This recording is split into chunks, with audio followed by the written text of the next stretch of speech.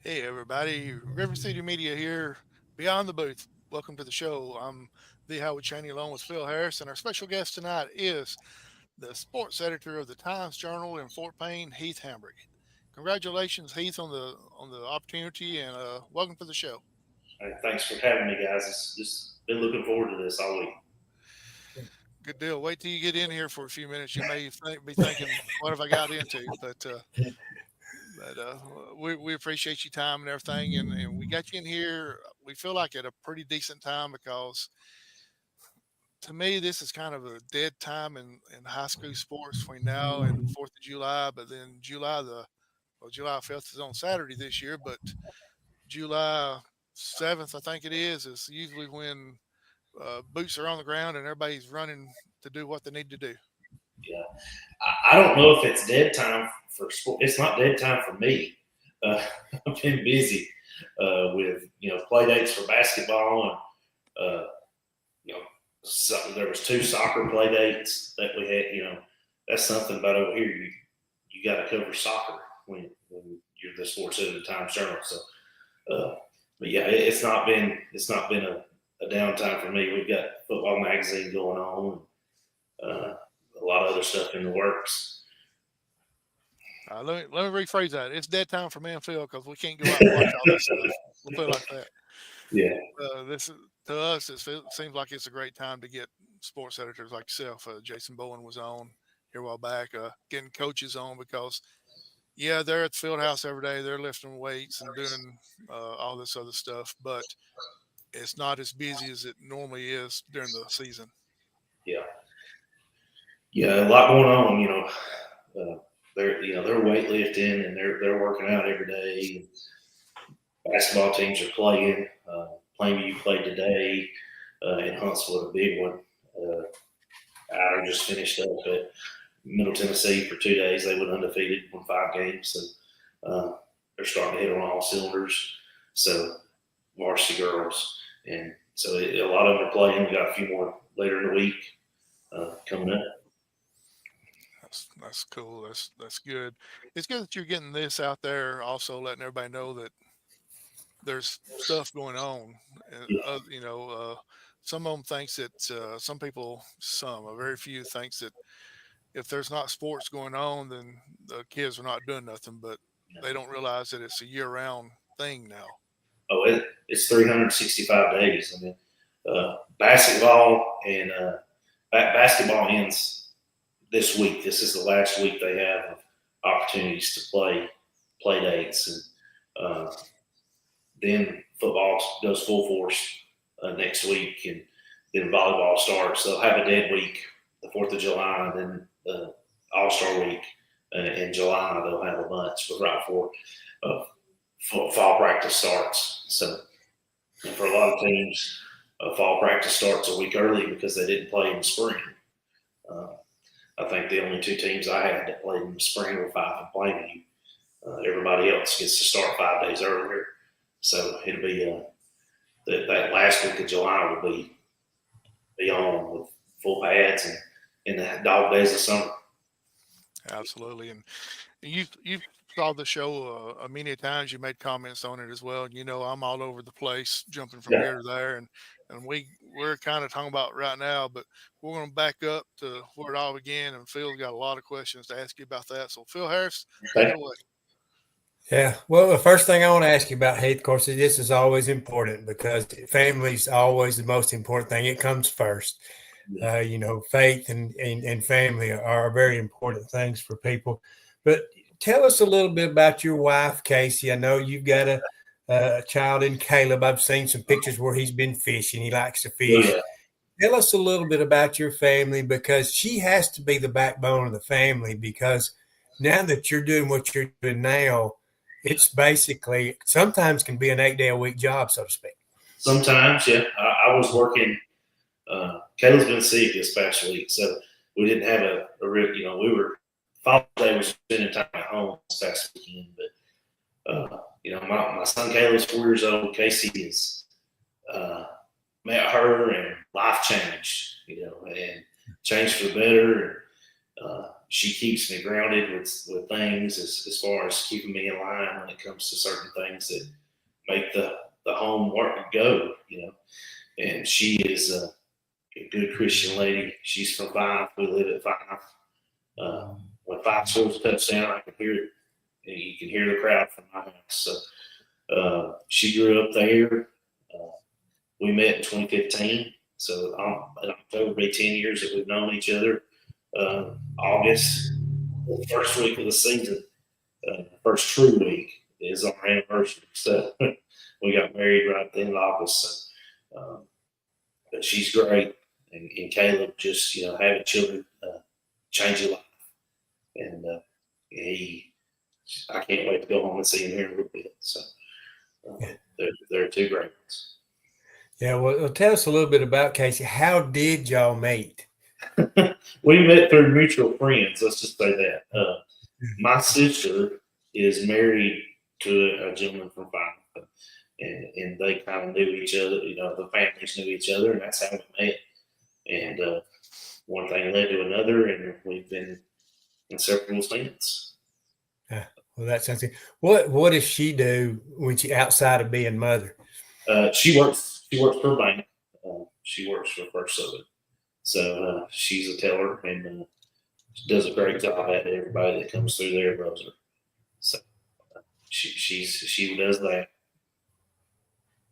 Well, I'm gonna bet that she's probably the type of person. She's probably like my wife is. She's going to support anything I do sports wise. That she always has. All the radio I've done all the years because I've done this even before we got married. But also, she probably yanks the chain every once in a while when she feels like you might be neglecting family a little bit and putting job first because, that happens in our line of work. It does. And, when they say opposites attract, they really do because Casey could care less about sports. She'll watch it with me, but she doesn't get into it like I do. She just enjoys being with me. My son is a different story. He's 4 years old, but he's if we're watching a race or we're watching a ball game, he'll yell at the TV. In case he's like, "Well, I'm just there. It goes. I'm there. I'm out of luck," So, but no, she's great. She's really great. Yeah, I'm going to bet that the time when he starts playing the T-ball and gets into the football stage, if he plays those sports, she'll probably get a little more into it. Probably. Yeah, more than likely. So, well, now you're a graduate of Scottsboro, played football at Scottsboro, and tell us about your playing days. Of course, you played under Freddie Tidmore. I did. I played in seventh grade, and then didn't play until my junior high school.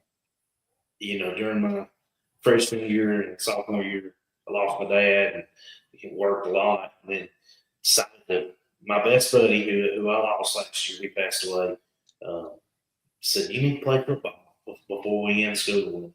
And it was the best decision I'd ever made because, losing my dad and then meeting Coach Tidmore, he's a father to me more than he'll ever know.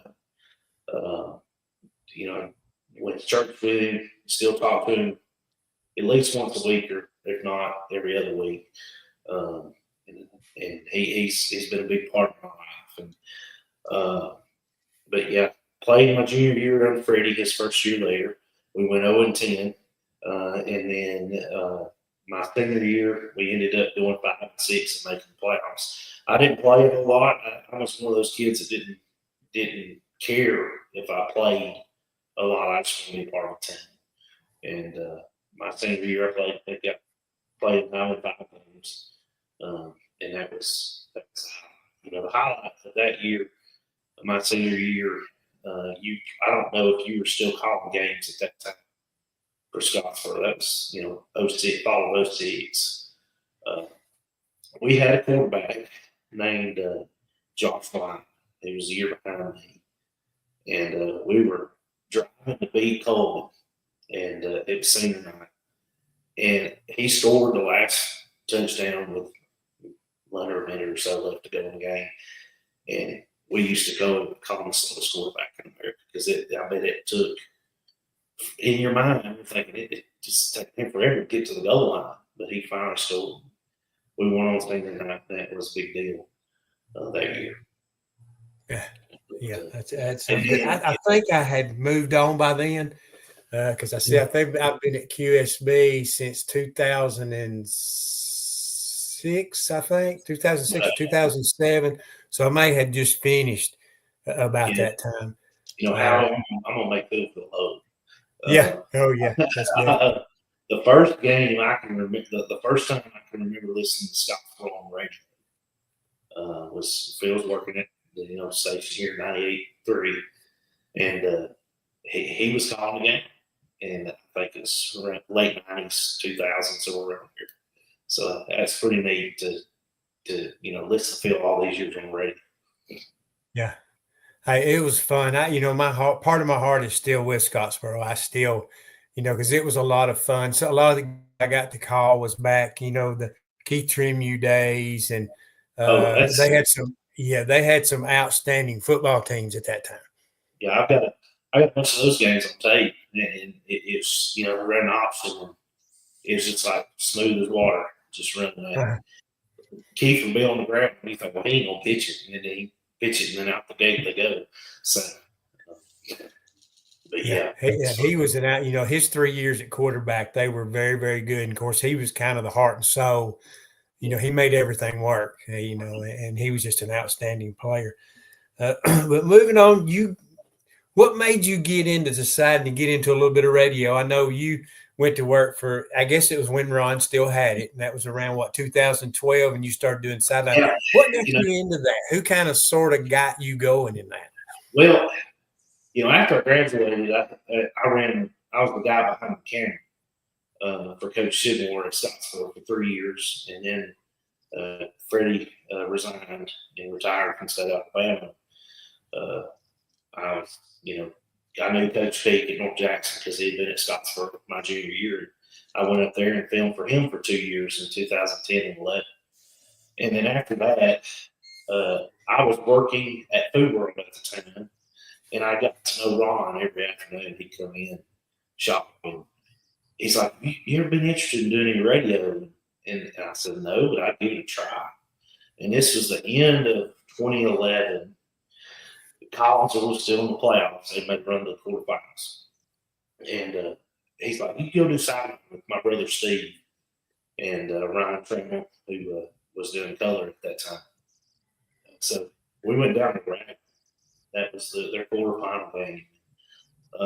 From that point on, I was hooked. I didn't do filming for Coach Peak at North Jackson in 12. I went and came back, stopped on the sideline. That was kind of unique. That was a unique situation. And did sideline for 3 years, 12, 13, 14.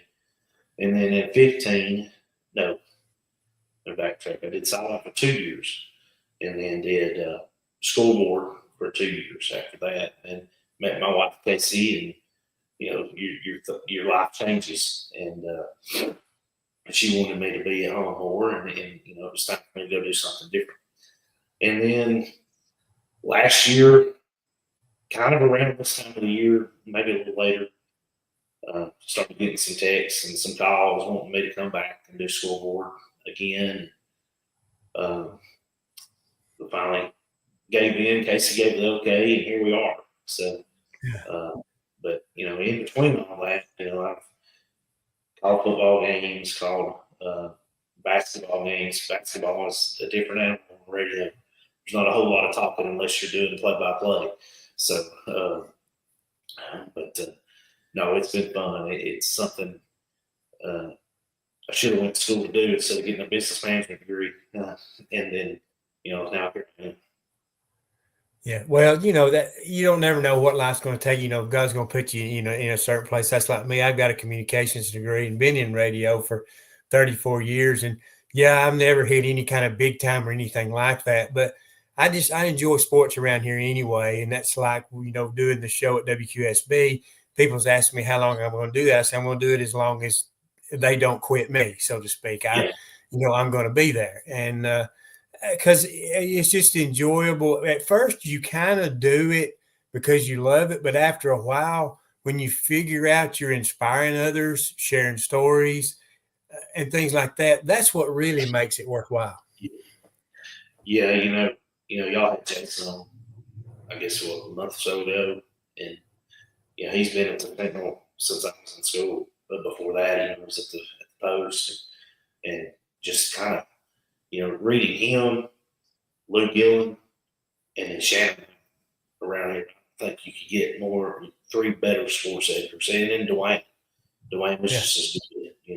Those four guys, that they kind of carried high school sports in this part of the state forever. And that's good people to look up to, and kind of, you don't necessarily want to mimic them, but you do your best to put out a product that they would be proud of. So. Yeah, definitely. So, well, I know you had gotten back into doing, more radio again. And of course, had you ever thought about writing? I know now, you can tell us about this because you kind of wrote some stories on history. I read through the Jackson County book you have. It tells all the scores, records, all those things. It's very interesting if you're a basketball nut. But you've also done that for DeKalb County. Tell us about the two books. Well, I haven't done it for DeKalb County. I've done it for the Sand Mountain tournament, and I've done it for the Jackson County tournament. But I also have a book that's football, it's basketball for Jackson and DeKalb County together. I'm working on the DeKalb County tournament book. All that got started. Again, this is back to North Jackson. Those 2 years I was there, I met Jamie Pruitt, who's Coach he wanted to know the past history of North Jackson basketball. And I said, Coach, I don't know, if I can find it, but I'll see. And ended up finding it all. And it's one thing led to another. And I've done every school in Jackson County, every school in DeKalb County. I also dabbled a little bit in Marshall County, but then it just gets a little too much. But the Sand Mountain tournament book is one I'm proud of. That tournament is 73 years old. It'll be 74 years old this December. It's the longest running holiday tournament in the state of Alabama. And, it's got a unique history. Teams that played in it have only been on Sand Mountain. And it stretches from Higdon to Susan Moore. All the Marshall County schools that are on Sand Mountain were in it until 1974. And then they got out of city school and got bigger. But, that thing has legendary coaches, legendary players, teams. I'm a little biased, but I think some of the best basketball in Alabama is played in this now. And I didn't play basketball, but it's near and dear to my heart no more than basketball, football is. So, but that book is unique, and we keep adding to it. I've had some help. Greg Bell, he wanted a copy, and I gave him one each, and he took it and made it even better than what I could have made it. And a lot of the credit needs to go to him too. But he helped me with just digging in and scores and stuff. Because originally it was just going to be a bracket for each year and scores of the game and maybe an alternative team, and he took it to another level. So he gets some of the credit too. But we're working on the DeKalb County tournament book, and a lot of people don't know, but the DeKalb County tournament's older than Jackson County. It started in the 40s, right after World War II. So, and Jackson County didn't start 10 years later. So, that's very interesting. And you talk about Greg Bell. He's a statistical nut. He has been that way a long time. I remember back when I worked for K98. Of course, he runs WWIC, but he would share any information he had with us. He would give us one of the media guide books every year, which I appreciate him for that, because he didn't have to do anything like that, but he did. So, I haven't spoke to him in a lot of years, but I think a lot of him. Yeah, I haven't seen him since Jackson, since the regional tournament. And that's another thing. That was one thing I added on my list of things I've done. Got the opportunity to call all the regional final games for Jackson and DeKalb County on the radio with Patrick Williams from Boaz. That was a unique treat because, if anybody knows about 98.3 and 101.7, these two stations that I'm a part of they carry more Jacksonville State Northeast Regional games than anybody in the state.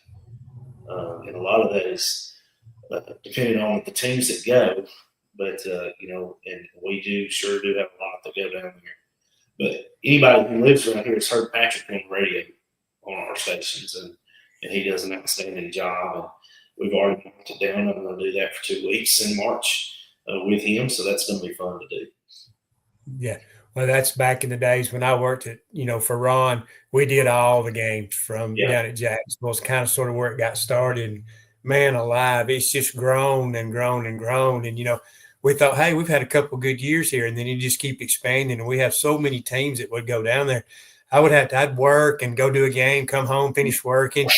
And so back in that days, of course, I was blessed. I got to go to when they used to let us go to the finals down in Birmingham. They cut that out now, but I got to do Valley Head when they played in the finals once, and Fife when they played in the finals once. So I was glad I got to do that, got to experience that. It's a shame, where guys like you get in that position and can't do that today. Yeah. It's kind of a shame. But the state's going to do the easiest thing for them, so to speak, and the best way to make money. And on their side, kind of look at it from the other side. They only have those two tables down there, and a lot of media come. And there's not a whole lot of space, but we get the luxury of carrying their feed. Some people don't like that it's not people from around here, but it's what we have. And I know some of those guys, and I know their producer, and he does a good job. So.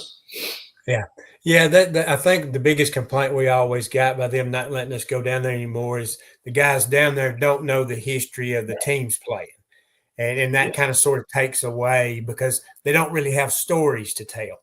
And so this past year, they kept getting texts from me because I would text them little tidbits that they could put on the radio, try to make it that they know a little bit about the teams up here.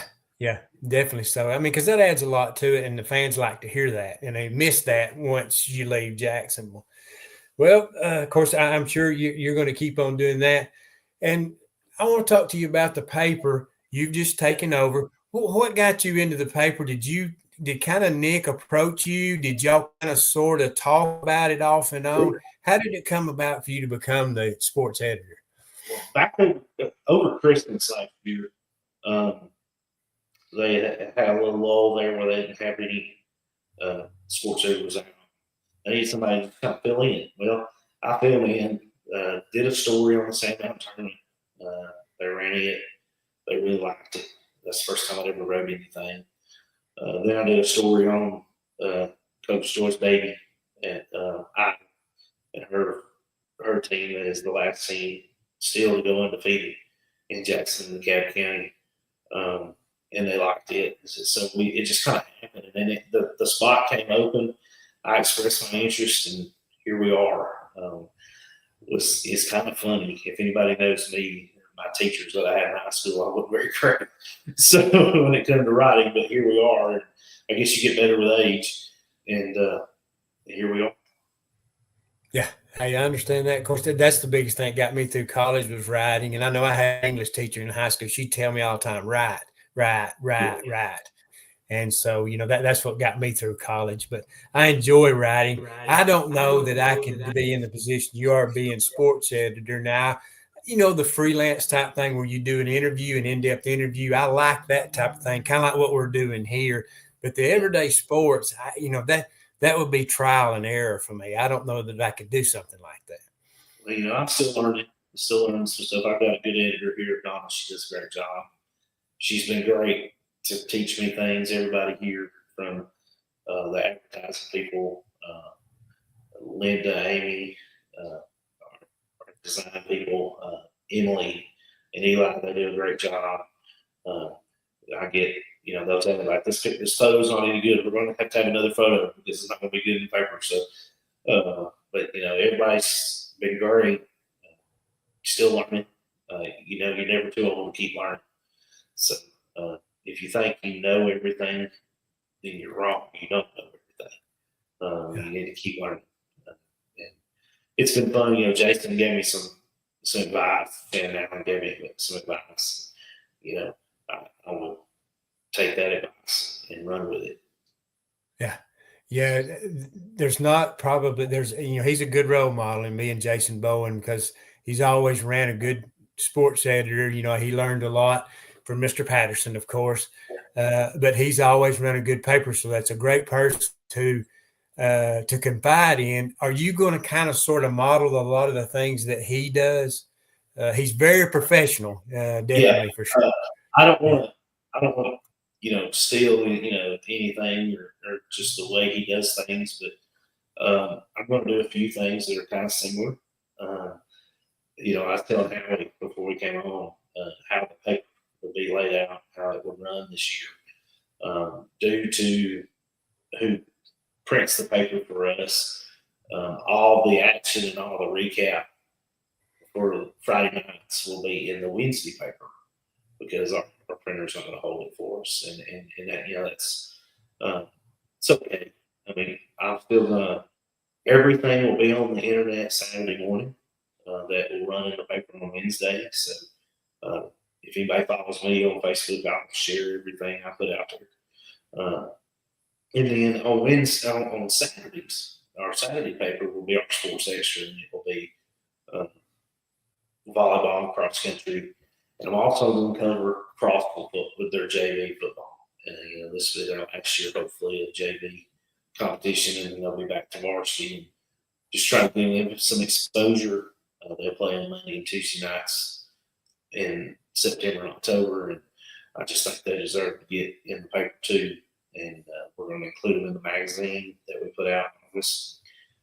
And then on Saturday and Wednesday's paper, it will be called Inside the Zone, and it will be all in-depth coverage of the previous week's action, and it will also preview the upcoming week. So I'll have everything you want to know about what happened the week before and everything that is going to happen coming up, and look forward to it. And hope everybody likes what we're doing. I've got a lot of good compliments so far of what I've done. Just posted just a little bit ago the first ever all-time general team for baseball and softball. So hope people enjoy that. We'll do that for every sport coming up. We'll do football, volleyball in the fall, and then basketball, of course, in the winter. Yeah. I read a little story today where you had put out the softball all-county team, and Olivia Harrison, one of the local young ladies from here that I know, she made the second team pitcher. Really not her position, but that's a big thrill for her. They had posted it all over the internet, so that's a big deal for her. Yeah, and I told Howard before we came on that the goal is to. For me, it may be a lofty goal, but the goal is to cover every school, every sport, and every player as much as possible and get their name in the paper. Growing up, that was, never thought I would make the paper. Y'all can't see it behind me, but I've got Jason's dad took a great picture of me trying to pour water on Freddie after we beat A-Rab. It's a really good poster. It's been framed ever since. I only played one snap in that game, but I'm the one that gets the headline. So, that's kind of weird, but it was neat. It's something that people will cherish. Kids, if they get their name in the paper, especially parents, they love it when their kids get the paper. So, yeah, definitely, I understand that. And of course, and I think Jason has spoke about this, and I think you have that same idea. We talked about it during the county tournament, but he don't want to follow basically what Alabama or Auburn is doing in football unless it has to do with a local player. Like if Brody Dalton does something, you want to have that in the Times Journal because you want to mostly cover our local high school kids. Yeah, absolutely. And, if these kids, you got Logan Anderson, who's at Clemson, if he was to, make his first start or come up with a big play or something, of course we'll run it. Same with Brody at Alabama. You got Evan McPherson who kicks for the Cincinnati Bengals. So, just some of those. And, there's others that play sports for colleges, and just try to follow them as much as we can. Social media and your phone is where you'll find all stuff for Alabama and Auburn. That we may have a preview or something each week or a schedule in the paper, just letting people know when they come on TV. But as far as a full-blown recap of a game of the previous week, that's reserved for high school. Yeah, definitely. I understand. And that's a great thing. And, of course, that's kind of like a lot of the things we do also because you're going to have a Connor Hughes that's probably going to walk on the field and kick immediately at Barry. And so, we don't want, and that's kind of like what we've talked about is a lot of the kids will go off to college and then everybody loses track of them. It's kind of like, where are they now? So, and we've talked to a lot of the girls we've had, or a lot of the boys and girls that we've had. Oh, hey, when you get to college, we want you to come back home and tell us what college life is about. Tell us some of the things, because everybody just sees game day. They don't see everything behind the scenes. No, and hopefully I can get Logan and Brody that way too. Catch up with during the season. I know they'll be busy, but be something that we can get them in the paper, get it online for everybody to see. Yeah, definitely so. Because those are two, people that will want to follow those two, especially. And, and a lot of times, a lot of our girls around here are very successful when they get to the next level. You just don't hear much about them. Well, let's talk a little bit about before we leave the newspaper, what are some of the other things your plans are to do in the future? I know, I didn't see how you was going to do scoreboard show, editor the paper and do all that stuff. But the way it kind of falls out, that's going to give you that freedom to do the scoreboard on Friday night. And we'll back up to you're going to be doing some Thursday night football games on Southern Torch with Justin Thrasher. Yeah, we've got permission to do 2 Thursday night games. Going to kick off the season on a Thursday night with Geraldine and Sarks at Geraldine. Mr. Ritchie and Mr. Davis gave us permission to do that. And then the following week, we're going to go to Fife and cover Fife and Pisgah. They're going to play on Thursday. Thanks to Mr. Martin and Coach Benfield for allowing us to do that. Then in October, Scottsboro has a week off. We'll carry Scottsboro on 101-7 each week on Fridays. But October 24th is their bye week, and we're going to pick up Plainview and Madison Academy. I think that game could be pretty interesting. Plainview really ended the year strong last year, almost making the playoffs. I look for them to contend for a playoff spot this year. They almost beat Madison Academy last year, and I think they'll have a good – I know they lost quarterback and stuff like that. I think they'll be okay and may make a run back to the playoffs. Oh, yeah. Well, that team, I think, come together. First part of the year, they seemed to self-destruct about midway through the year. But toward the end of the year, they started playing 4 quarters and really improved. And that was with a young football team. The nucleus of that team's young. Yeah. They kind of reminded me of my senior year. They started 1-4. We started 1-4. And we ended up finishing the last half of the season 4-1.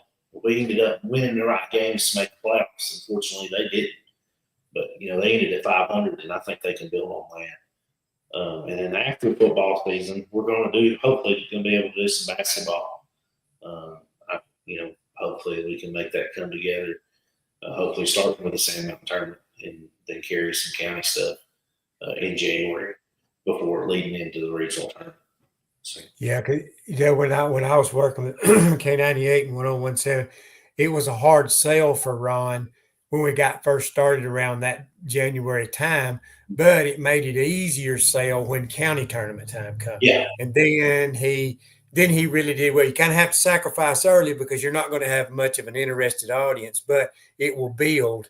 And the biggest thing is you want to do by covering the high school teams, as many as you can, is you make them household names. And that's what you want to do. And making them household names, I think sometimes radio is the best way to do that. Yeah, there's been some things that I've covered that have been that have went on that people talk about. Plainview, we did their games. They've been on the radio. That runs through basketball.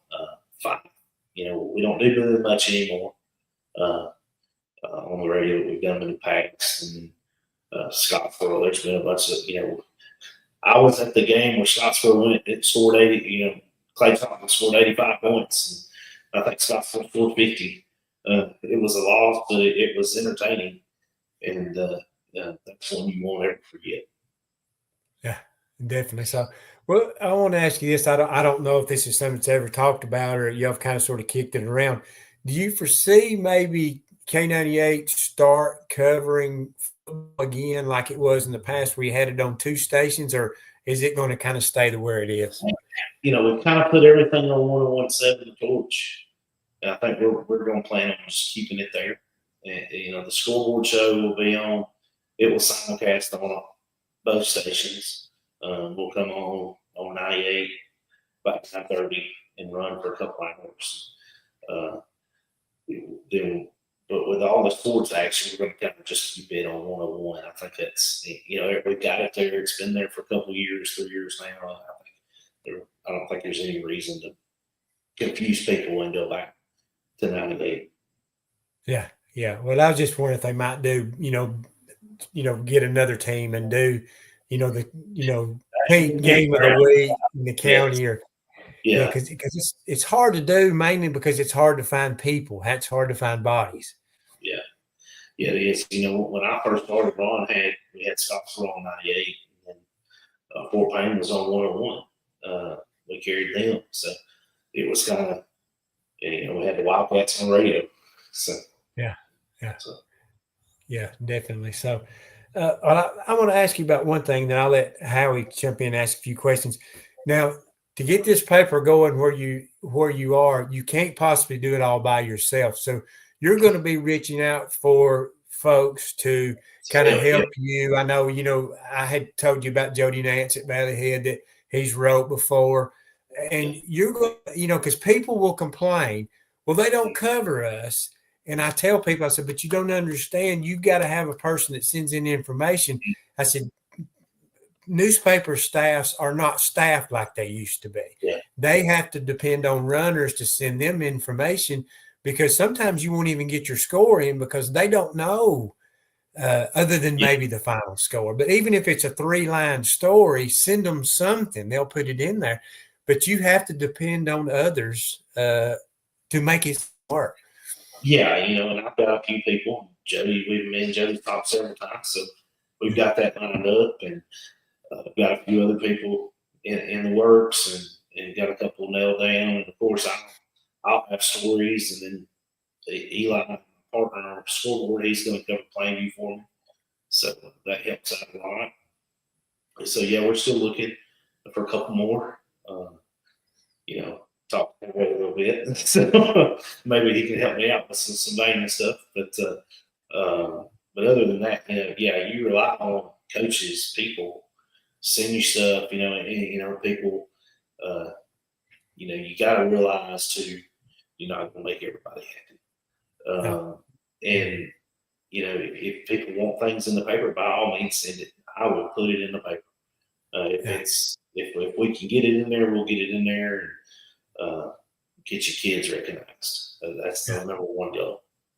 Yeah, definitely so. And that's a great thing. Well, one other thing I did want to ask you, I'll let turn over to Howie, is who has been so far your easiest interview, and who has been the most intimidating and been the hardest interview? Well, easiest interview is probably Coach Pruitt at Hyper. Most of these guys I know, and they'll pretty much talk to me. I had known Coach Benefield through my in-laws. They know him, but when I talked to him back before spring camp ended, it was just a conversation, but going into that, I kind of felt like Jason. He said that was one that he was kind of intimidated by, but then once we got started, we just had a conversation. And so that, and then, Jeff Brooks at Plainview, softball coach, that's kind of one that I thought, man, is he ever going to talk to me? And then once we got started talking, it's been good. But yeah, Coach Brooks probably the easiest to talk to. That's just the relationship I have with him. Yeah, I think with Coach Benefield, when you talk with him, is he likes to talk off the record type stuff, not football. That's where you get any kind of information you want out of him. He don't much want to talk about his team, him, or anything else. So you got to kind of sort of pride out of it.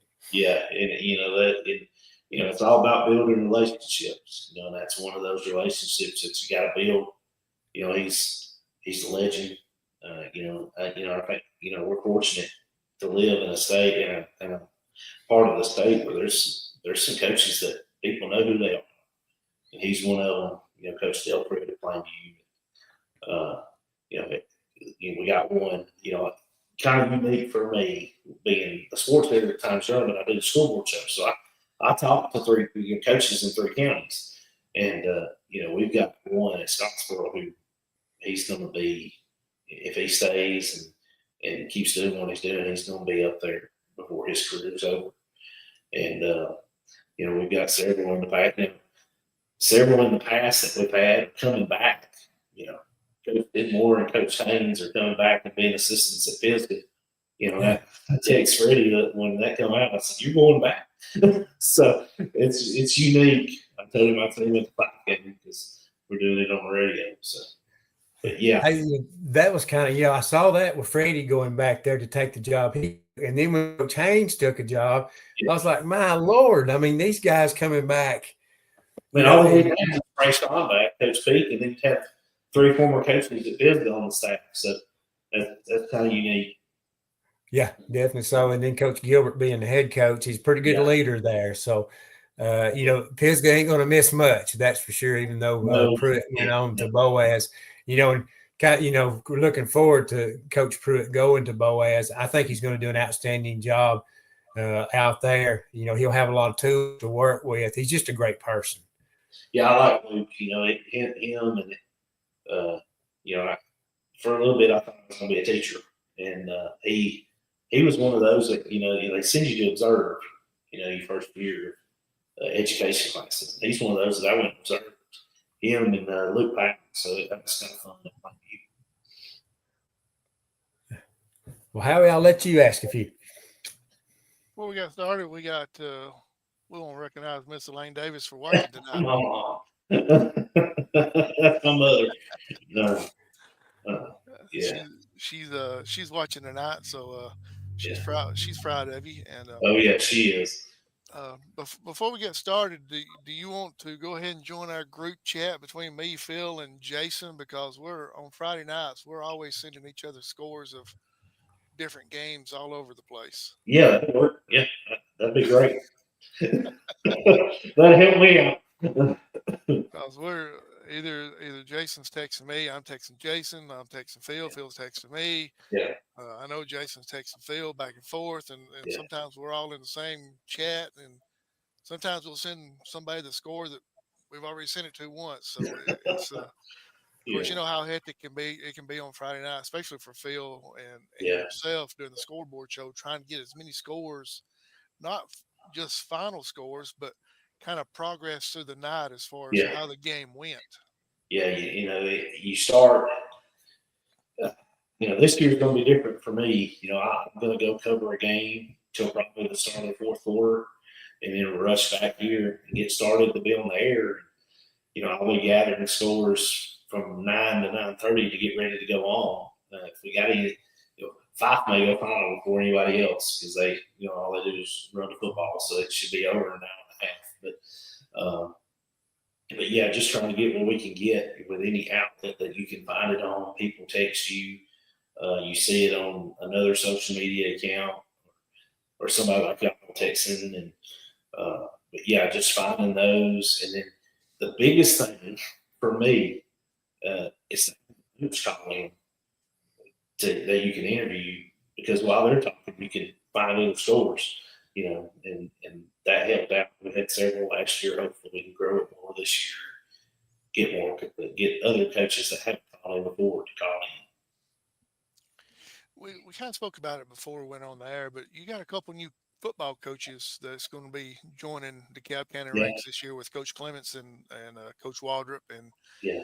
Seem like there's another one I'm overlooking. If I am, I'm sorry. But have you been able to get to know these guys? And Coach Clements, I interviewed him right when he got hired. Coach Waltrip, I have not been able to get in contact with him yet. Hopefully that'll come soon. Be able to get in touch with him and sit down and just have a conversation, tell him my expectations. Treat all these coaches the same. Coaches and administrators, you don't want to treat them any differently than each other. And I think I could go far with that. Most of them have been pretty good. Actually set up a day to go interview Coach Clements today. We'll put that on the books for early in July to get going. And I'll be reaching out to others to get them set up where we can talk and get ready for the upcoming season. But yeah, from what I've heard, Coach Walters did hopefully get to meet him in person and build that relationship with him. Yeah, those are the only two. I don't. There's not any more unless I've overlooked one. I don't think so. Talking about coaches, I took over mid-March as sports editor. Within 2 days, Glenn Hicks resigns at Savannah. And then a week later, Robbie Coker resigns at Fort Payne. And I thought, man, 2 coaches I look forward to covering are not gone. I get the job and they're leaving. So it was, but yeah, it was a busy 2 weeks there with them and then trying to figure out who was going to replace them, stuff like that. But yeah, those things, they come and they'll change your paper in a heartbeat. I heard those two had to leave because they were really dreading the questions that you were going to be asking them. Yeah. They didn't want to go under fire. Yeah, Coach Hicks, I don't know, how you, Savannah, and I'm sure Phil has met Glenn, and you could just sit there and let him talk, because you'll find out he's got some stories, and there's some good stories about the past, the history of basketball around here. He played for Coach Tinker, who recently passed away, and and then just, if you've ever, y'all probably remember, I was young when he was running the system at North Mountain, but I've seen film, and it just, boy, they would light it up, and that would have been fun to see in person. I was on the court. I saw it firsthand. But we had Coach Hicks on the show back about a year ago, and some of the stories that he told was just, some of them was like, wow, it's amazing, and some of them it just had us rolling in the floor because of some of the stuff he talked about, and same way as Coach Coker as well. And Robbie was good. I got a tip that he had resigned before he told me, so I just texted him, and he's like, "Yeah." I said, "Well, when can we sit down and talk?" So, because I need to get it out here and put it out that you're resigning. But congratulations to him, by the way, on taking a job, and him and Coach Armstrong are close. And, I think that would be the only job he would have left Fort Payne for. And Fort Payne's got a good one now. I think Coach Speaks going to do an outstanding job there. They've improved. If they beat Gunnersville today at a play date, so that's pretty big for them. They're a young team.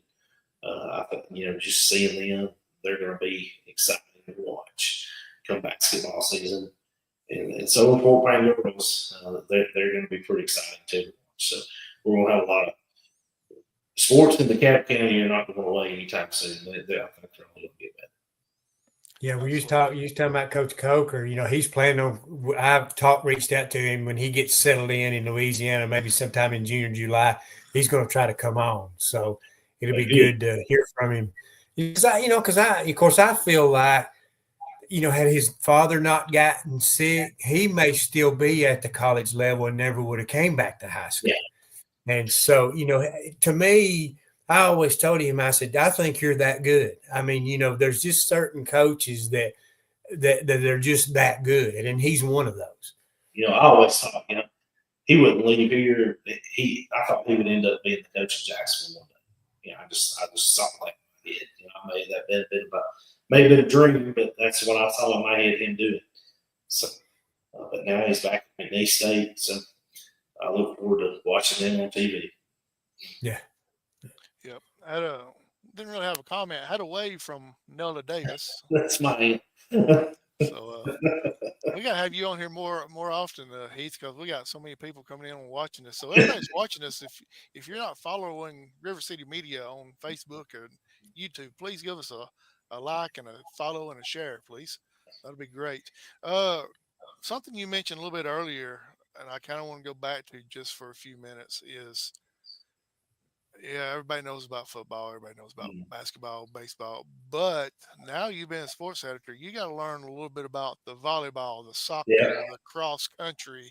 Yeah. Are you taking crash courses on learning all that stuff? You couldn't get any better crash course than covering Collinsville in soccer and then winning a state title. That was fun to watch. They got after it. The first soccer game I had ever been to. And people tell me, you don't need to say this in public. I don't care. The first soccer game I ever went to was the county tournament. I didn't even know that existed. It's only 2 years old. So them and Crossville got after it. They were physical, and it literally looked like a football game.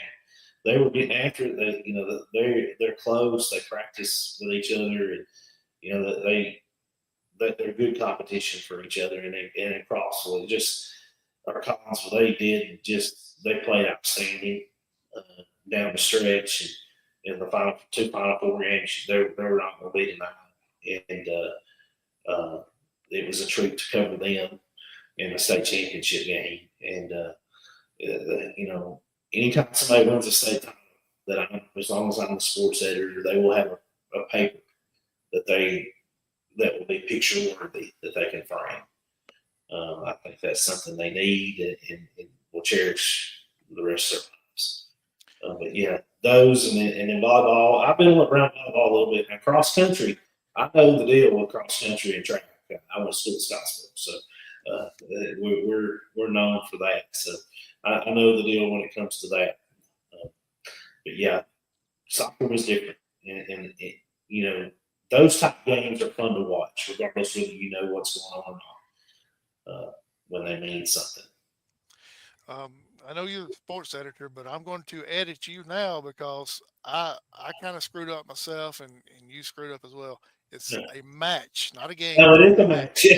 Yeah. It's People get upset. People get upset. I had to learn that too. I had to learn that too. But typing, oh no, it's a match, not a game. So but yeah, they're good people. Coach Stanley and all those guys that Stanley work with, yeah, it was fun to watch. And I'm not going to leave out. I know there's a lot of county tennis teams and golf teams, and just about every sport that there is.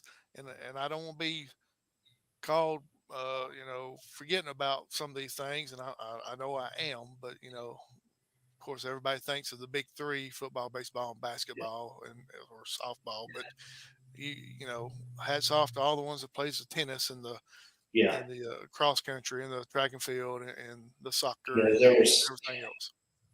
Last 2 weeks ago, I went and covered the Alabama State Amateur in golf because the city of Fort Payne or the Fort Payne High School had 4 grad alumni current players or students playing in it. JP Grove, who's fixing to be a senior, his cousin Harrison Davis, who just graduated from Mississippi State, and then the McCurdy brothers, Zach and Will, who were both very, very good in high school and college, all played in it. 2 of them made cut, 2 did not. JP's actually playing. He's got a busy summer. I've got an article on the paper this week about his schedule for the United States Junior Amateur that take place in Dallas next month. He's just an outstanding kid. To know his story, I kind of relate to his story. We'll get into it. We kind of relate. But I'm not that good at golf, and he's pretty good. They got delayed in Montgomery today at the Alabama Junior Amateur that he's playing in, so I don't know how he finished up. But we'll have it in the paper for everybody. He's got a lot of potential, and I look forward to covering him. And his cousin Harrison, who is trying to qualify to go pro, he's trying to earn his tour card. So he's been a good one to follow too. So we're going to kind of take you off the hot seat for a minute and Okay. put you in the recliner, get to know Heath a little bit real quick, and then we'll let you go. We appreciate your time today. And is it true that you made sure you got married the first week of August during football season, where you can remember when the anniversary was? That's a story. That's a funny story. I'm a Bama fan, so if anybody knows me, they know my nickname is Bama. I'll tell you that. Sean Peake gave me that nickname when I was in high school because I either wore Scottsboro or wore Bama clothes. So still that way today. I have more Bama clothes than I do normal clothes. But me and Casey we were going to get married in October or sometime when Bama was playing kind of a nobody, And her mother was like, "No, it's got to be before football season." So, because her brother and sister were at school at Alabama, and they're like, "No, it's got to be before." So we settled on that, probably the hottest day of the year, and we got married outside. But it was a great ceremony, and I wouldn't try to change today now. So when you're not either doing scoreboard show or writing an article for the paper and all that, what do you like to do away from that? Well, my son takes up most of the time now, but I like every night or so. My relaxation is I play Xbox, play baseball or golf game, football, or new NASCAR game comes out in October, so I'll be buying it. But I'm a big NASCAR fan too. So on the weekends, I'm watching the races, and used to go, but don't go as much anymore. Sports is just kind of, when you lose your dad at a young age, you kind of gravitate to something. And sports is kind of something I hung on to, gravitated to. And it started with NASCAR. I knew Eli Gold before I knew for NASCAR, before I knew this governor play for Alabama. So, that's kind of what I do. Just spend time with my family. You're a good sized fellow like myself. Yeah. What are maybe some of your favorite meals or favorite places to eat? Man, that's a long list, Howard. If I cook at home, let's do this. If I cook at home, it's going to be one or three things. It's going to be on the grill, or it's going to be taco salad, or it's going to be breakfast. Because that's pretty much all I know how to do. So I make a good taco salad. But my wife she's an excellent cook, and no, that's not why I married her. I like to eat Mexican. We go Mexican every Sunday after church or Friday, whichever day that we can make it. I like steak and potatoes. Who doesn't like steak and potatoes? And then I could probably eat breakfast every meal of the day. I just eat breakfast. There's nothing like eggs, bacon, and biscuits to me. So, right. Music-wise, what do you enjoy listening to? My music taste comes from my aunt who gave us a wave earlier. She probably has every 45 and 33 that you could ever think of. And when your mother works full time at a road mill and you stay at your grandmother's a lot when you're growing up, you kind of, when your aunt's playing she's got a record player and she's playing country and she's playing rock and roll. That's kind of my musical taste. I'm 80s, 90s country 80s rock and roll, some 70s rock and roll. And believe it or not, like little Elvis, but it's got to be the 70s Elvis. The 50s, I'm not that, can't go that far back. But yeah, I grew up an Alan Jackson fan. Country music, just, to me, that the 80s and 90s, early 90s is the golden era of country. And just kind of works that I work part time at a country radio station or a rock and roll station, as we've got 101.7. So, but yeah, I like music. Man, my son likes music too. That it blows my mind how much he likes to just listen to music and dance, and just on crazy stuff too, stuff you wouldn't even think he'd know, and he'd just be singing it. So it's fun.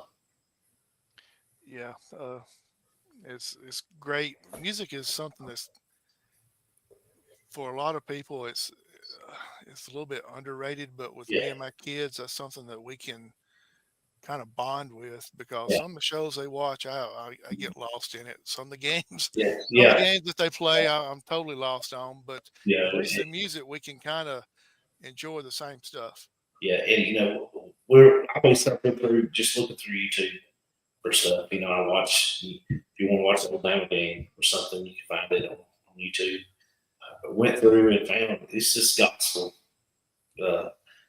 Chuck Bailey and Vincent, they did Daddy Summer Days, and we played for him, and he just started. My son just started dancing and singing it. And it's neat. If you've not watched that video, it's pretty neat. There's a funny part in it. But yeah, and gospel music's good too, and there's I like it too. If you grow up Baptist and you go to church, yeah, gospel music it's there. But yeah, shows. We watch shows. Something my wife doesn't like that I watch. I'm a binge watcher. I'll watch shows and just watch them till they're done, and then I'll pick start another one. So it's I'm a going to go Western. out on a limb. I'm going out on the limb and say you're an Office guy. No, You don't I'm like not. Office? I've not really ever watched it. We're more now. The only thing me and her watch together is Friends. Okay. We watch Friends. Believe it or not, I watch Grey's Anatomy. It just interests me, this stuff, hospital stuff like that. Then you'll watch. I like action movies, action shows, stuff like that. Duck Dynasty is funny to me. If those guys are funny. Shows like that. Good deal. Well, hey, now I like Deadliest Catch. I like Moonshiners. I liked, those shows like that. I want to ask you this: Is Die Hard a Christmas movie? To me, it is. Yeah. It's centered around Christmas. And she's trying to come home to see him for Christmas. So, Yeah. My favorite movie, and I'll be, since we're on subject of that, my favorite movie is Days of Thunder. That's probably my number one favorite movie. Tom Cruise and Nicole Kidman, and who doesn't like Robert Ball?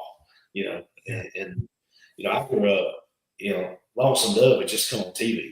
So I watched Lonesome Dove at a young age with him and Tommy Lee Jones. And Casey gets on to me because I say every movie's a great movie. I'm like, well, it's an all-star cast. They're good. They're good actors. But yeah, that's my favorite movie. And hopefully, news out there, they're going to make a Days of Thunder too. Hopefully, that'll be something that comes out. Yeah, hey, well, I'm going to tell you the way I am, just show you how I was when I was young. My favorite all-time movie is Animal House. I like it. I still watched it the other day. It's a good movie. And Casey, she'll sit there. She's like, "What are you watching?" I said, "It's Animal House." Yes. Who doesn't like it? And she's like, "Well, I've never seen it." I said, "Well, you're missing out." So, that 16 Candles, Breakfast Club, 80s movies were great. Indiana Jones, I grew up with 80s movies too. So, those are good movies. A couple more quick questions. We'll let you get out here. Heath, we appreciate your time. Yeah. Since Phil asked you about Die Hard being a Christmas movie, I'm going to ask you something I've asked a lot of people. does pizza belong, or does pineapple belong on pizza? Yes. I like Hawaiian pizza. So the only thing I would not eat on pizza is anchovies. I mean, I'll eat anything else on pizza except anchovies. So You got any superstitions that you got to do as far as you know that question was coming if you've watched any of these shows, and I know you have. yeah, And I ask everybody about it, but you probably didn't think I was going to ask you. But I wear the same shirt every Saturday during football season. Yeah, I wear the same Alabama shirt every Saturday. Well, better yet, anytime Alabama's playing basketball or football, I'm wearing the same shirt. So, yeah, I'm washed, of course, superstitious. right? Do what? Washed, of course, right? Yes, yeah. It's washed. yeah. Yeah. Yeah. I wouldn't be able to leave the house if that was the case. But I sit in the same chair during Bama games. So I mean, I don't. If they're doing bad, I move chairs. I mean, same with the race. If I'm whatever seat I'm sitting in, I stay in it through the whole thing. I don't move. Let's see. We haven't had any race fans on here. Who's your favorite driver? Dale Earnhardt's my hero. And then, of course, with son, now it's any Hendrick driver, any Chase Elliott probably is who I would root for now. Kyle Larson's, he's probably one of the best. I root for it. I really don't have a favorite now since Dale Jr. retired. I'm more of just excited he's back on TV because he's entertaining. But yeah, I grew up, my grandmother's house. She's a big art fan. We'd eat every Sunday and watch the race. So that's kind of where I grew out of. And he's my hero. Do you like the stage points that they got going on now? I do. I growing up, went to my first race when I was 10 years old. I went to Talladega for 20 years. I've been everywhere. Charlotte, Michigan, Atlanta, Daytona, Bristol, Chicago, been all those. And the stage points makes, to me, a race is boring if there's no cost. And it gives them a break. And plus, they're getting points for it. So some people don't understand that. Some people don't like it. But, I mean, you got to look at it from this way. They're getting more, makes them race for 10 points. They get 10 points after every stage. So, and a playoff point. So it's just, I think it adds to it. Being a big NASCAR fan, there's some things that I don't like that NASCAR's done. But maybe it's turning around for the better. I think some of these tracks they brought back this year, as far as, North Wilkesboro's been back for 3 years. Thought that would never happen. The track sat empty for 20 years and grew up, had trees in the middle of the racetrack. Then they're Rockingham's back on the schedule for the Busch Series and the Truck Series. So I think that's a good deal. Hopefully they're turning it around for the better and get away from some of these tracks that I don't think they need to have 2 races. Yeah, I know I said I only had a couple more questions, but I didn't realize that you were going to bring in racing, and we haven't.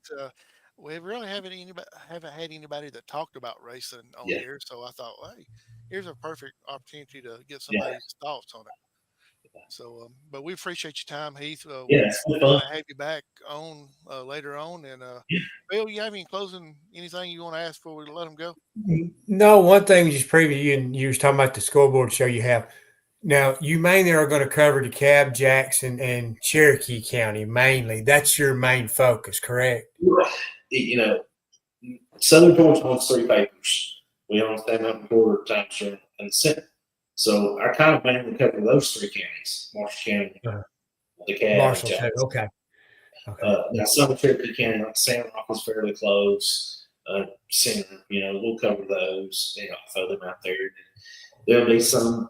The last year, how I did it, only had like 30 games on a or list, I would throw out, maybe there's a team from Huntsville that, people might want to hear about or game.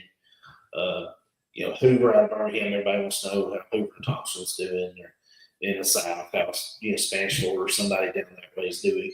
Of course, Patrick Meeks being at Scottsboro, I tend to put the Central Phoenix score on every night. So just those, but we don't stray off and cover all 100 and whatever games that are going on. I kind of cherry pick, but most of the time everybody wants to know what's going on in Jackson, DeKalb, Marshall County. All right. Well, I guess that is about it. That's about everything I can think of that I wanted to ask you. But I enjoyed having you on, give you a little bit of exposure. Yes. I know the folks, because they ask all the time about, improvement of the newspaper. And I tell them, I said, well, Heath will do good. I said, but you got to help him. Don't get mad if you don't send him anything and you don't have any coverage because, your daughter might be playing in so-and-so and he's not going to know about it unless you know. And so, and then that's a big thing. And you'll put basketball scores in if somebody will send the information, but you can't possibly cover every team in basketball. No, basketball's kind of a thing. You rely on people to send you the scores or coaches. But yeah, people, the more they can send me, the more to get in the paper. All right. Well, we appreciate you, sir. Enjoyed having you on. Oh, it's been great. Thank y'all. Absolutely, and we're going to get you added on that fall text. All right, that sounds good. I appreciate it. With all the scores that we share and some of the comments. Just don't hold us to some of the comments that you might hear, but we'll get you on that. And before we let you go, the last thing I want to do is we always allow everybody to give shout outs before we let you get gone. So shout out anybody you want to. Well, all the coaches that have helped me in the last 3 months have been great. Hope that continues. Everybody has been great with the comments and stuff of what I've done. Just want to appreciate them and say thank you. And then, of course, my family. You can't do it without them. It's a big adjustment. I left a career working in retail for 20 years. This was a change, and they've been very supportive, especially my wife and Casey. She's been great. And, just want to thank everybody. Thank y'all for having me here on this. It's been fun. Hope to do it again. Oh, there ain't no hoping to it. Once you're on, you're committed. You might not realize that you signed a contract with us. You're with us. All right. Yeah, because what it is we may need a favor sometime. Yeah, y'all may need. Yeah. So, but we appreciate you joining us, and if we can help you out in any way, be sure to let us know. And don't worry, if we need a favor, we will ask you. So don't worry about that part. So, I hope you send me that number you were going to send me earlier. Yes, sir. I would have done it during the show, but I was afraid I wasn't sure how you was on here. I didn't know if you was on your computer or on the phone. So no, phone's a backup. I'm on the work computer. So okay. So yeah, you'll get it here in next 5 minutes. So all right, good I've got your number too, Heath, because when you send it to me, I'll send you a text message so you can keep my number. Okay, great. Sounds good. One last comment before we get going. Nelda S. Davis, love the interview. Give it up, Heath. All right, good deal. You gotta love the family support. Oh yeah, you gotta love them.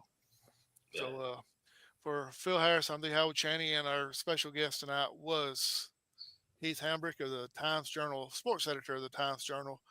This is River City Media's Beyond the Booth. Good night and God bless everybody.